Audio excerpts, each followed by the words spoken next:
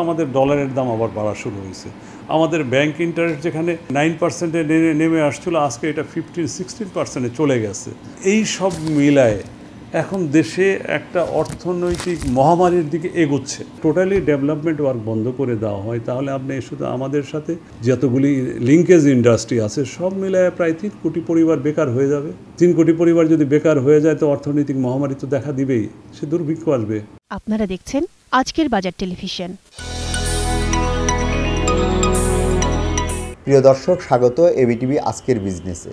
অর্থনীতি ও ব্যবসা বাণিজ্যের সমসাময়িক বিষয় নিয়ে আমরা কথা বলি অতিথিদের সঙ্গে এই অনুষ্ঠানের মাধ্যমে।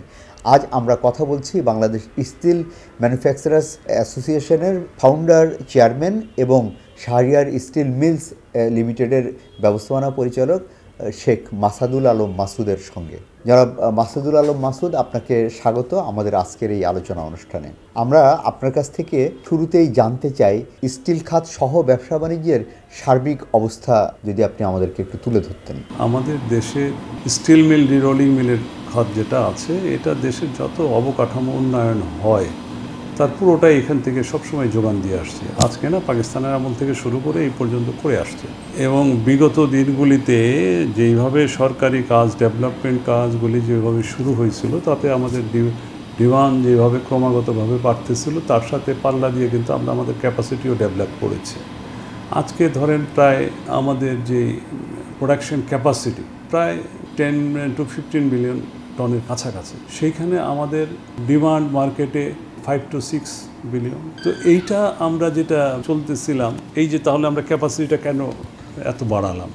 কিন্তু আমাদের এই ফ্যাসিস্ট সরকারের আগে 2021 যে একটা ভীষণ আমাদের সামনে তুলে ধরেছিল দেশের ডেভেলপমেন্টের, যে তাতে কিন্তু আমাদের এই ডিমান্ডটা আজকে হয়ে যাওয়ার কথা। সেইভাবে কিন্তু যেই ধরনের মেগা প্রজেক্টগুলি আমাদের দেশে হাতে নেওয়া হয়েছিল, সেইভাবে চললে কিন্তু আজকে আমাদের দেশের ডিমান্ড প্রায় 15 মিলিয়ন টন হয়ে যেত। কিন্তু সেইটা এই 4-5 বছর যাবৎ ক্রমাগতভাবে এটা কমতে শুরু করছে। বিশেষ করে করোনার সময়ও ডেভেলপমেন্ট ওয়ার্ক কম বেশি চালু ছিল। তাতে দেশের ফান্ড নাই, টাকা পয়সা নাই, লুটপাট করার ফলে এগুলি তো ব্যাঙ্কগুলি খালি হয়ে গেছে, আমাদের এলসি দিতে পারতেছে না।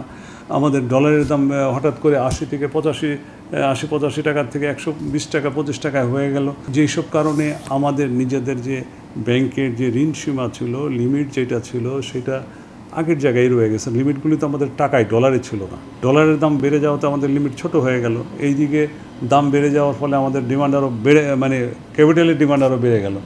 এতে করে আমাদের ক্যাপিটাল প্রত্যেকটা ইন্ডাস্ট্রি শর্ট হয়ে গেল। এইদিকে মার্কেটে ডিমান্ডও ফল করছে। সমস্ত ডেভেলপমেন্ট ওয়ার্কগুলি যেখানে দেশের 60% প্রজেক্ট ছিল সরকারি আর 40% ছিল সরকারি, কখনো কখনো 70% ডিমান্ড তৈরি হয়ে গেছিলো সরকারি। তো সেই জায়গায় হঠাৎ করে সেইটা যদি কাট হয়ে যায় 60% ডিমান্ড, তাহলে তো এমনি দেশের ডিমান্ড ফল করার কারণে আমাদের দেশে এইবার সর্বোচ্চ দাম কমে গেছে। কমার কারণটা হলো ডিমান্ড নেই। এখন যারা বড় প্রতিষ্ঠানগুলি যতটুকু ক্যাপাসিটি হোল্ডিং করা দরকার করে রেখেছিল, তারপরে তাদের এই হোল্ডিং করার জন্য তো প্রোডাকশন হোল্ডিং করার জন্য জায়গা লাগে, ফান্ড লাগে। ফান্ড ছোট হয়ে গেছে, করতে পারতেছে না, প্রোডাকশন কাট করছে। প্রোডাকশন কাট করার ফলে ডিমান্ডের সাথে এখন তেমন সমস্যা হচ্ছে না। এই এখন যেমন একটু ডিমান্ড বাড়ছে পিক টাইম, তাতেই কিন্তু একটু দাম বাড়তেছে মানে প্রাইস অ্যাডজাস্ট হচ্ছে। একদিকে ইন্টারন্যাশনাল মার্কেটে কিছু স্ক্র্যাপের দাম কমছে, কিন্তু আমাদের ডলারের দাম আবার বাড়া শুরু হয়েছে। আমাদের ব্যাংক ইন্টারেস্ট যেখানে 9%-এ নেমে আসছিল, আজকে এটা 15-16%-এ চলে গেছে। এই সব মিলায় এখন দেশে একটা অর্থনৈতিক মহামারীর দিকে এগোচ্ছে। এর মধ্যে বৈষম্য বিরোধী আন্দোলনের পরে নতুন স্বাধীনতা, দেশের অনেকগুলি তরুণ তাজা প্রাণ চলে গেল। আমরা নতুন স্বপ্ন দেখতেছি যে আবার হয়তো আমরা ফিরে পাব দেশের এই অনিয়ম, বৈষম্য, প্রশাসনিক সুব্যবস্থা ফিরে আসলে দেশে একটা স্বাভাবিক অর্থনৈতিক গতি ফিরে আসবে। কিন্তু এই যে বর্তমান সরকারটা, এই সরকারটা তো আগের যে কেয়ারটেকার গভর্নমেন্ট সরকার যেগুলো ছিল, তারা আসতো 3 মাস 6 মাসের জন্য।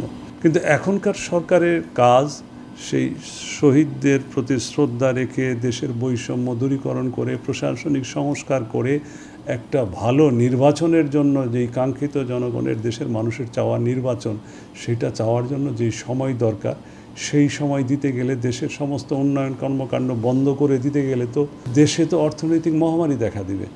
আমরা যে স্বপ্ন নিয়ে বসে আছি, যাই হোক এতদিন দুরবস্থা ছিল, একটা পদ্মা ব্রিজের টাকা দিয়ে যদি 3টা পদ্মা ব্রিজ হয়, আমাদের দেশে প্রয়োজনও আছে, তাহলে তো আমার রডের ডিমান্ড আরও বেড়ে যাবে, আমার শ্রমিকের কর্মসংস্থান বাড়বে। আজকে শুধু আমার রড ইন্ডাস্ট্রির সাথে যে আমাদের রডের মিল জড়িত তা না, এই রডের সাথে আমাদের এখানে প্রকিউরমেন্টের সাথে যারা আমাদের র মেটেরিয়াল সাপ্লাই করে, এই দেশে প্রায় 6 লক্ষ ফেরিওয়ালাই আছে, সারা দেশের গ্রামগঞ্জ থেকে এরা লোহাগুলি কালেক্ট করে, যদিও এটা আমাদের ডিমান্ডের 20% হবে হয়তো বড় জোর।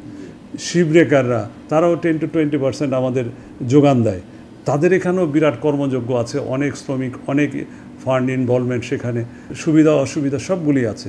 তারপরে আমাদের যে আরও কেমিক্যাল যেগুলো লাগে, এগুলির সাথে আমাদের পরিবহনের শ্রমিক আছে, বিতরণের শ্রমিক আছে, সব মিলায়ে আমাদেরই তো প্রায় একেবারে স্টেট 2 লক্ষ শ্রমিক এখানে ইনভলভ আছে। পাশাপাশি আমাদের রড মিল চলে না মানে আমাদের এরকম সিমেন্ট ফ্যাক্টরি যেগুলি আছে তার সাথেও কিন্তু এইরকম অনেক কর্মযোগ্য আছে, অনেক লোকের কর্মসংস্থান আছে, পরিবহন আছে, প্রকিউরমেন্ট আছে। তারপরে আপনি ইটা, বালু, পাথর, সিমেন্ট, তারপরে আপনি ওই নাট বল্টু বলেন, হার্ডওয়্যার বলেন, ইলেকট্রিক ইকুইপমেন্ট বলেন, ইলেকট্রিক ক্যাবেল বলেন, রং ফ্যাক্টরি বলেন, রঙের সাথে ফ্যাক্টরির সাথে যে জড়িত শ্রমিক আছে, তার সাথে রং মিস্ত্রির থেকে যোগালির থেকে শুরু করে ইঞ্জিনিয়ার পর্যন্ত, ঠিকাদার পর্যন্ত সকলের কিন্তু কর্মযোগ্য এটার সাথে ইনভলভ। এই সবগুলি কিন্তু সবারই কিন্তু 40% ডিমান্ড কাট হয়ে গেছে, মানে সকলের 40% আয় কমে গেছে, কর্মসংস্থান কমে গেছে। আমরা যেখানে আগে 3 শিফট চালাইতাম, সেখানে কেউ 1 শিফট চালায়, কেউ 1.5 শিফট চালায়, এইরকমভাবে চলছে। একদিকে আমাদের মুদ্রাস্ফীতির কারণে জিনিসপত্রের দাম বেড়ে গেছে, আপনি এই সময় আমার শ্রমিক কর্মচারীদের আরও বেতন ভাতা বাড়ানো দরকার, বাড়াবো কি এখন, আমাদের তাদের আরও কাটছাট করতে হচ্ছে, তাদের কাজ দিতে পারতেছে না। এইভাবে তো বেশি দিন চলতে পারে না, এইভাবে চলতে পারে না। আর এইভাবে রাতারাতিও আজকে আরেকটা সরকার এনা দিলেও সেও পারবে না এটা চালাইতে।